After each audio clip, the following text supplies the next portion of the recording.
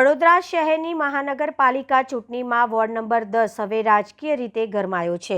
ભાજપ સામે જ બગાવતના સૂર ઉઠતા જોવા મળી રહ્યા છે, જે પાર્ટી માટે ચિંતાજનક સંકેત માનવામાં આવી રહ્યા છે।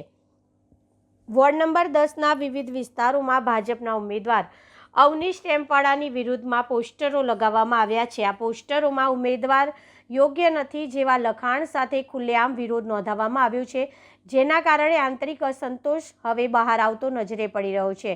સ્થાનિક સ્તરે ચર્ચા છે કે ટિકિટ ફાળવણીમાં સ્થાનિક ઉમેદવારને અવગણતા પાયાના કાર્યકરો અને મતદારોમાં ભારે નારાજગી ફેલાઈ છે।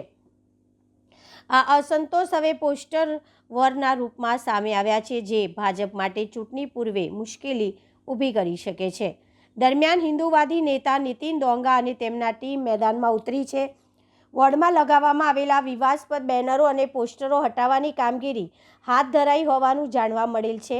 આ સમગ્ર મામલો બતાવે છે કે વોર્ડ નંબર 10માં ભાજપને પોતાના જ કાર્યકરોમાં વિરોધનો સામનો કરવો પડી રહ્યો છે, જે આગામી ચૂંટણીના પરિણામો પર અસર કરી શકે છે।